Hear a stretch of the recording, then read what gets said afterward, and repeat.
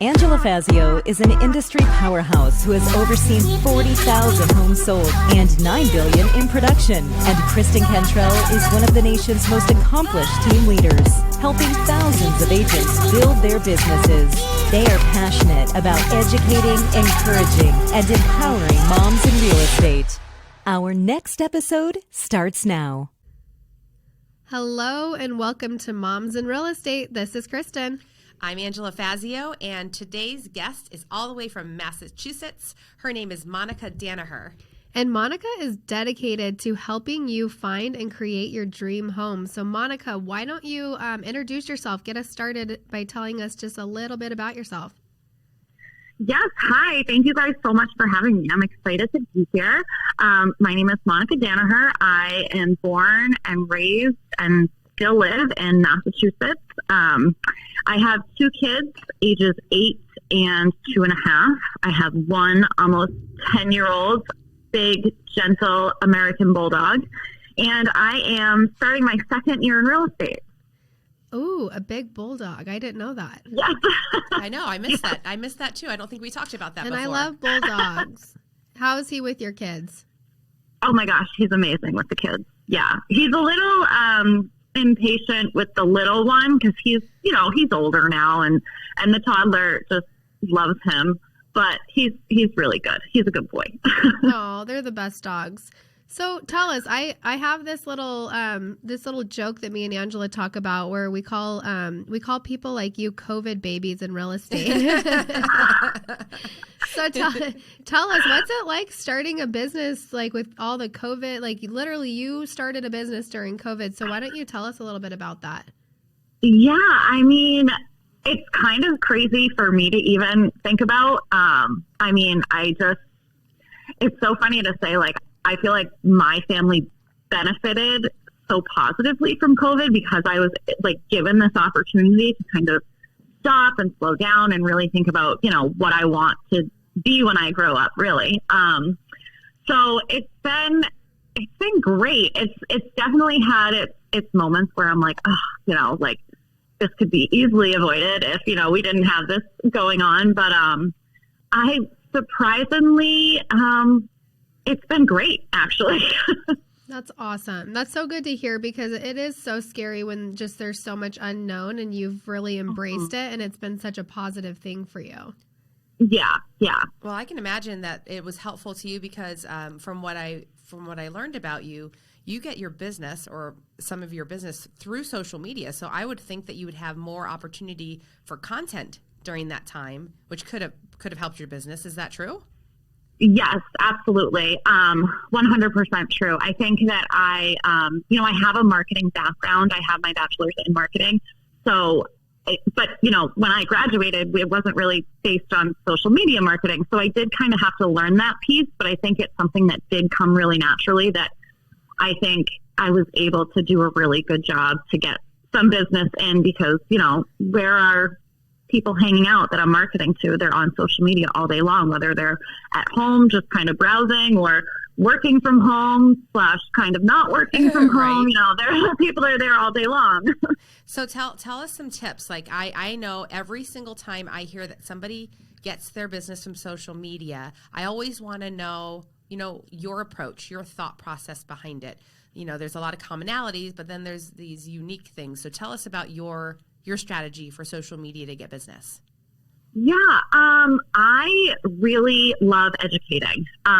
My, favorite type of client is those first-time homebuyers or those first-time sellers, because there's still a lot to know. As you guys know, there's a lot that goes into a real estate transaction, and when it's your first or even your second time doing it, there are things that can come up. So I really just like to kind of focus on the education part of it. I want to be a place where, whether it be my website or my Instagram page, where, somebody can go and kind of look up, if they see something about how to save up for a down payment or, a specific first-time home buyer tip. Like I want to be, a place where they can be educated. Do you do that in your stories and reels? Like what is your style? Yeah, I've done a few reels. That's definitely not my comfort space, but I'm trying to be better about it. I just show up on stories all the time. Posting, I'm not crazy posting every day. But I like to, be there and, comment. And one of the big things I really like to do is support, other small businesses and particularly women-owned businesses. So I really like to kind of highlight local spots that I'm going to often or just dropping by or whatever it might be. So. Yeah, I'm looking at your profile right now, and you very much do. You have a lot of education on here, which I think is great. Yeah, I don't care. I don't care if somebody's bought and sold, 2 or 3 times. Think about that. That's not very often to have that process down pat for any typical home buyer or seller. So I'm sure that's helpful for anybody thinking, whether they be first time or not. Yeah. Right. Yeah. Yeah. I hope so anyway.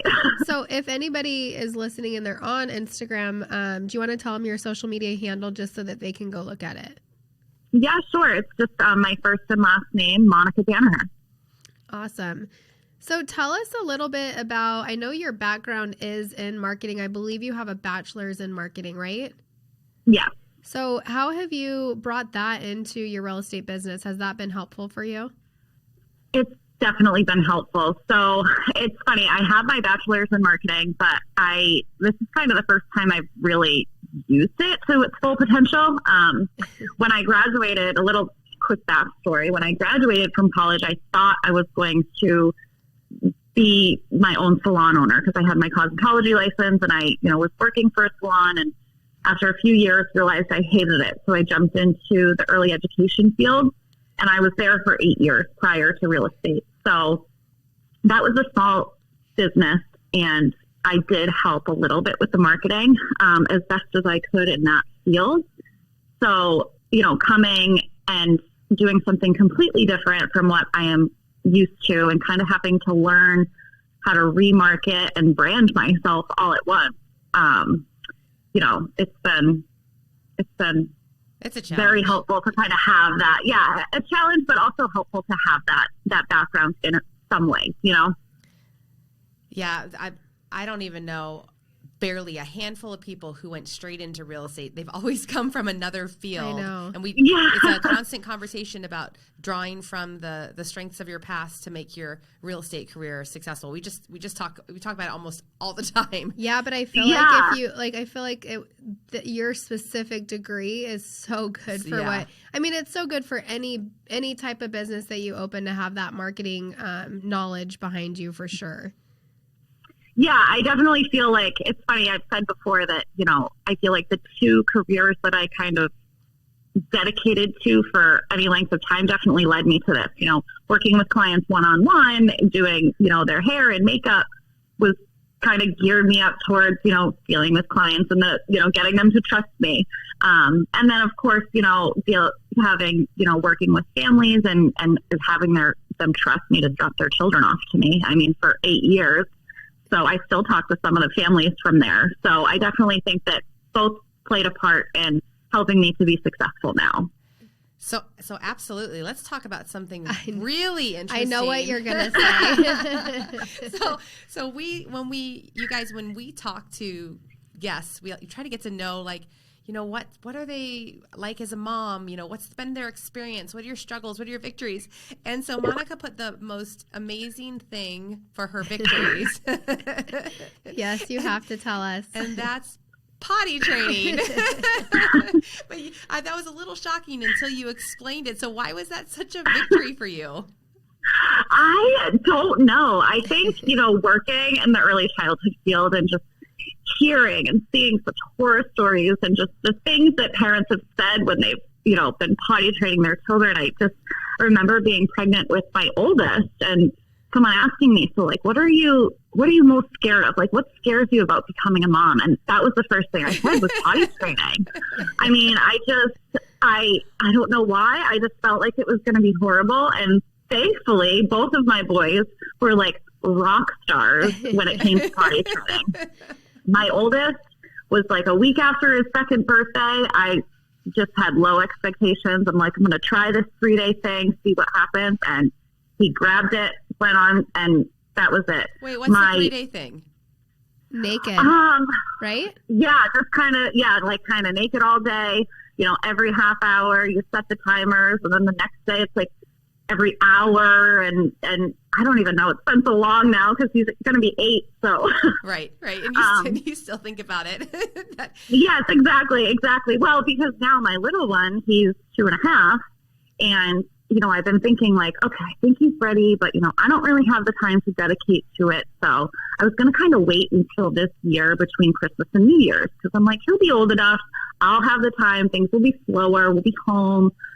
So I kind of had this plan, and he had other plans, because about 3 months ago, he came home from school and took off his diaper. His brother's like, oh, no, don't take off your diaper. And he ran to the bathroom, sat on the potty by himself, and hasn't put a diaper back on since. That's crazy. That's so funny how we work things up in our mind. I feel like I'm very well, and it's something like more on your business that you've struggled with. I think a lot. I know I struggle with this. I don't even want to ever talk about it, but money management. And so potty training on the mom level, but on the business level, we've got money management, which 2 hard things. So how have you gotten better about money management? Is it one of your goals to get better at it? Tell me more about that. Yeah, I don't think that it's that I'm bad at it per se. I mean, I definitely am not someone that, goes out and overspends, but I think that I did a little bit too much for maybe, starting out. Like, I probably should have arranged things a little bit different. And I kind of blame that on my dad is a CPA and has been for, over 40 years. And I just have never really had to do that stuff because I just handed over to him. But now, having a business and trying to be able to, say, okay, this goes here and this goes here and, kind of sorting it all out. I want to have that understanding. I want to do that because I think it's important. And it's just been, trying to find the time to do it and make sure it's done right. That's definitely been just a struggle. Oh, well, I'll tell you what. I had the money management 2x4 against my head the first couple of years in real estate.